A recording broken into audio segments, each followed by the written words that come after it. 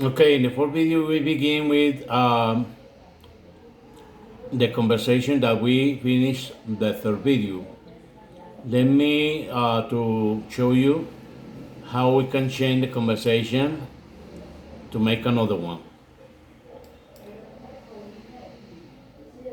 Pay special attention to the explanation of the teacher. Let's change the conversation model. So, how was your day? Incredibly busy. By noon, I had gone to the dentist, attended a sales meeting, and completed my monthly report. That's a lot to do before 12. That was nothing. Then I went to the airport to pick up my boss. By 4, I had already prepared the presentation for tomorrow. What did you do about eating? Well, I didn't have lunch or even a snack. Wow. I'll bet you're tired and hungry now.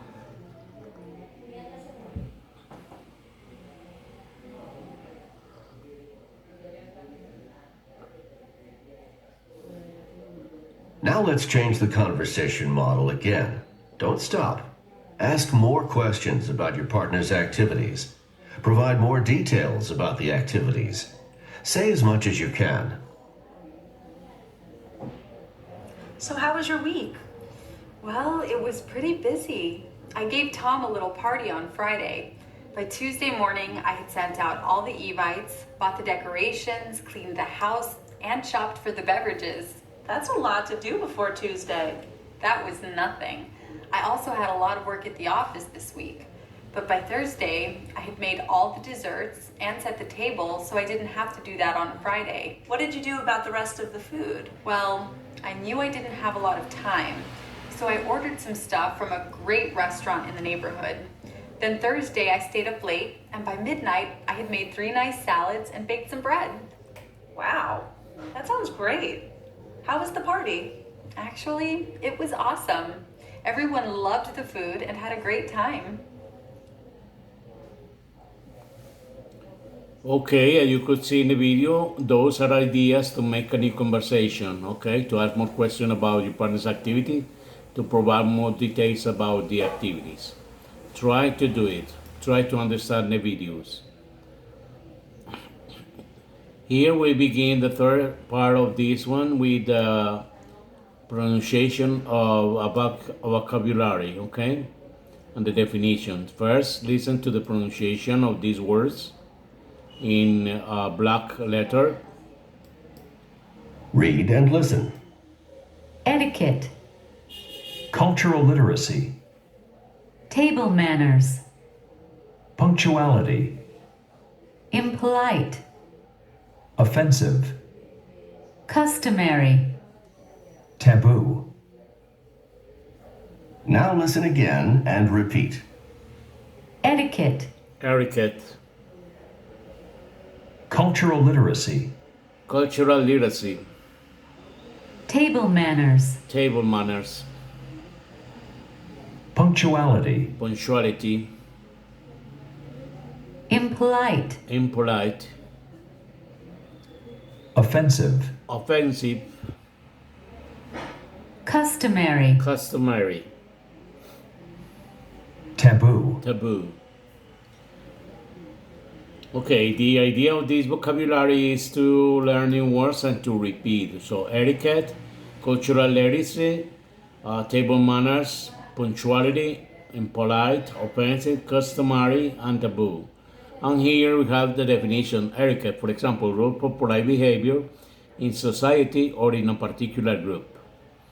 Cultural literacy, knowing about respecting the culture of others. Table manners, rules for polite behavior when eating with other people. Punctuality, the having of being on time. Impolite, not polite, rude. Offensive, extremely rude or impolite.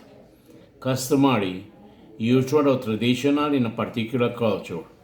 Taboo, not allowed because of very strong cultural or religious rules. Okay? So those are the definitions of this. So according to that, let's try to use this vocabulary in this exercise. What is the correct option in a sentence? I made 2 or 3 for you and you made the rest, okay? It's taboo, impolite, not to eat pork in some religions. No one would ever do it, okay? It's because it's a taboo. Many people believe that cultural literacy, punctuality is important, and that being late is impolite. So the correct is punctuality, okay? In some cultures, it's offensive, customary to take pictures of people without permission. So few people do that, okay? For some culture, it's offensive. And number 4, some people think that talking with a mouthful of food is an example of bad cultural literacy or table manners. Of course, it's table manners, okay? So you try to solve the other 4 sentences here. Okay, and let's continue with the next one. Here. That's an exercise of listening, okay? Or listening exercise. Look at the subjects on the chart, listen to 3 calls from a radio show, check the subjects that are discussed during each call, okay? The first is it's about Arturo and Jetrin, Hiroko and Nadia, and Javier and Sajid. Those are the conversations. Listen and try to solve that.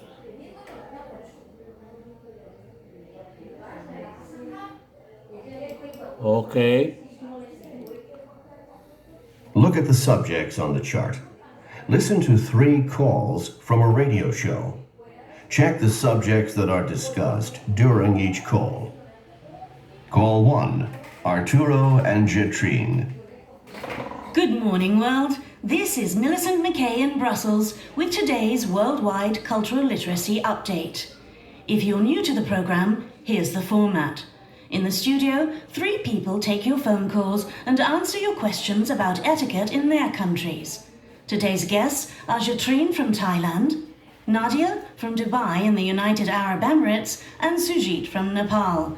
We're all first name here, so let me welcome Jetrine, Nadia, and Sujit. Sawadee Krap, Millicent. Good morning. I'm Jetrine from Thailand. Hello, it's nice to be with you. I'm Nadia from Dubai. And good morning, Millicent, Jetrine, and Nadia. Sujit here from Nepal. Okay, let's get started. I see our first caller is on the line. Hello, Arturo from Montevideo. You're on the air. Good morning. Actually, good evening. It's 10:30 at night here in Montevideo. But here's my question. I'm traveling on business to Thailand next month, and I'll be working with Thai business managers from my company. What should I know? Hello, Arturo. Jetrine here. Just a couple of things. First, a taboo. Don't touch anyone's head, not even a child's. Well, I don't ordinarily touch people's heads, but if you don't mind my asking, what's wrong with touching someone's head? Well, we believe the head is where the person's soul lives. So it's very disrespectful and offensive to touch a person's head. Any other tips? Well, when you are seated, be sure not to cross your legs in such a way that others can see the bottom of your foot. Actually, I knew that. But don't worry, it's good to be reminded. I do have one more specific question before I hang up. Sure. What's that? In Uruguay, it's customary to shake hands, and I know Thai people greet each other with a Y. Will it seem impolite for a foreigner to do the Y? And what happens if I don't do it right? Will that be offensive? Absolutely not. Just put the palms of your hands together on your chest and bow slightly. Say Sawadee Krap. For the women listening, you say Sawadee Krap. You will warm our hearts with that. Don't worry if you don't do it exactly the way Thais do it. And don't worry about the pronunciation. Have a wonderful trip to Thailand. Try to do some sightseeing and taste our wonderful food.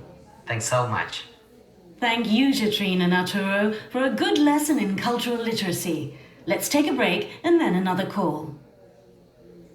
Call 2, Hiroko and Nadia. Welcome back, listeners. This is Millicent McKay with a worldwide town meeting answering all your questions about do's and taboos around the world. Let's say hello to Hiroko from Osaka, Japan. Hiroko, you're on the air. Thank you, Millicent. My husband and I are going to Dubai. He's a banker and has business there, but I'm going with him as a tourist. I'm very interested in all kinds of culture, and I understand Dubai is very different from Japan. I have 3 questions.